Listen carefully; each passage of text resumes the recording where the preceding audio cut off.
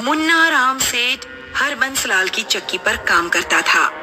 सेठ उसे गांव के अमीर घरों में गेहूं उठाने के लिए भेजता था।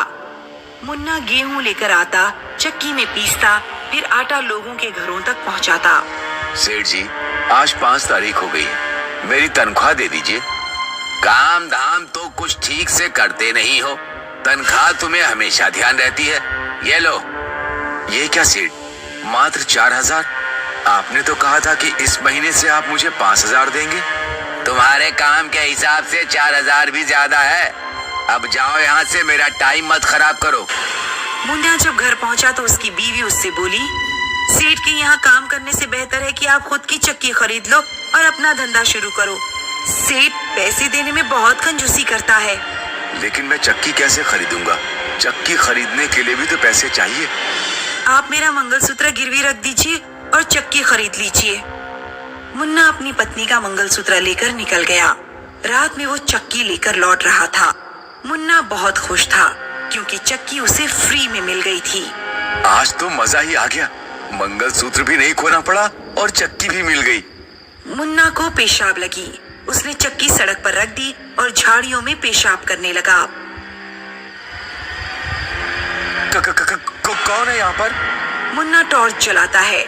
मुन्ना ने देखा कि उसकी टांगों के नीचे एक भूतनी लेटी हुई है। मुन्ना इतनी देर से भूतनी पर ही पेशाब कर रहा था। मुन्ना की सांसें रुक गई। वो चक्की उठाकर ऐसा भागा कि सीधे घर पर ही रुका। क्या हुआ? ऐसे भागे क्यों चले आ रहे हो? रास्ते में शायद कोई बुरी हवा मेरे पीछे लग गई थी। खैर वो छोड़ो, और एक खुशी की बात सुनो। दुकान के मालिक ने मुझे फ्री में चक्की दे दी। क्यों? कारण तो मुझे नहीं पता। दुकानदार ने मुझसे कहा कि वो बहुत दयालु आदमी है और गरीब लोगों की मदद करते हैं। पापा, आप चक्की ले आए? अरे बेटी, तुम नानी के घर से वापस कब आ गई? हाँ पापा, अब मैं चक्की चलाने में आपकी मदद करूंगी। रात में जो मुन्ना का परिवार सो रहा था तो अचानक सोनम को चक्की की चलने की आवाज आई। मम्मी पापा जब यहाँ सो रहे हैं तो कमरे में चक्की कौन चला रहा है? सोनम कमरे में देखने जाती है।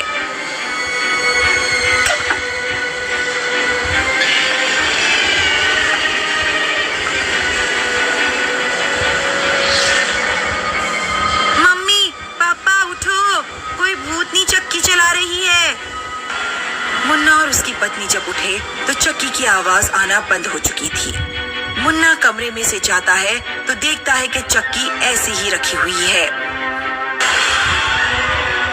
सोनम, लगता है तुमने कोई बुरा सपना देख लिया होगा। चक्की तो अपनी जगह रखी हुई है। नहीं पापा, मैंने अपनी आंखों से देखा है कि भयानक चेहरे वाली एक औरत चक्की में हड्डियां डालकर पीस रही थी। सुनिए जी, एक बार घर की शुद्धि करा लेते हैं। आपको भी भूतनी दिखाई दी थी और सोनम को भी।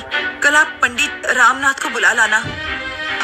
अगले दिन पंडित रामनाथ आता है और हवन के लिए आग जलाता है, लेकिन आग जल ही नहीं रही थी।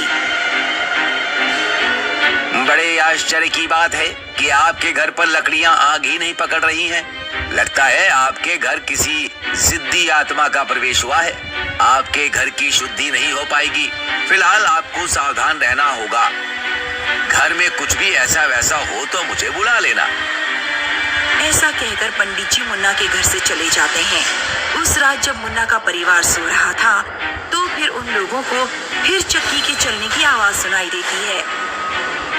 सुनिए पिताजी, मैंने कहा था ना कि कमरे में कोई चक्की चलाता है। अब आप खुद ही अपने कानों से सुन लीजिए। तीनों लोग कमरे के अंदर जाते हैं।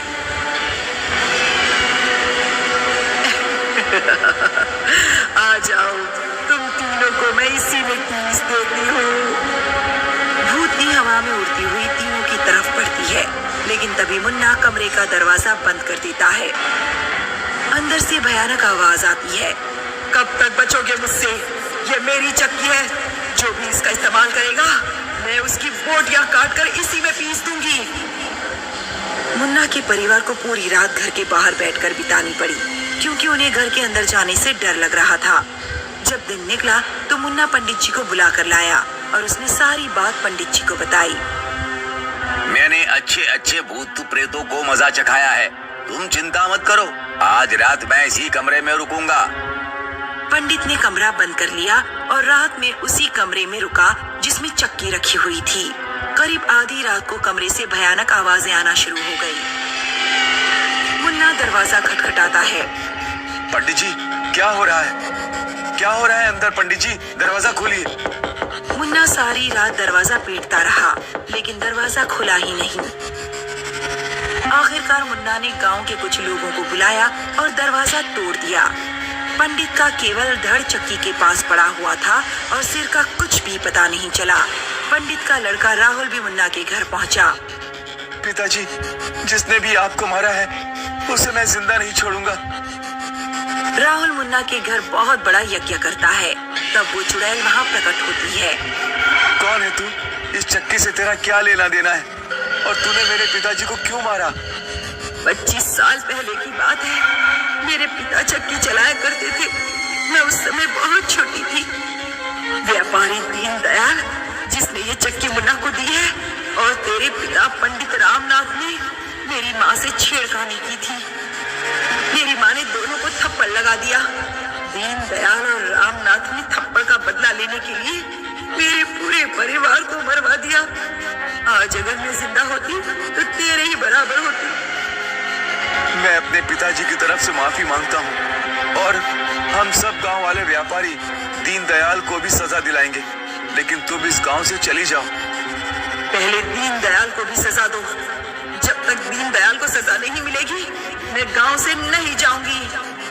गांव के लोगों को दीनदयाल को फांसी पर चढ़वाना पड़ता है। तब चुड़ैल गांव छोड़कर चली जाती है।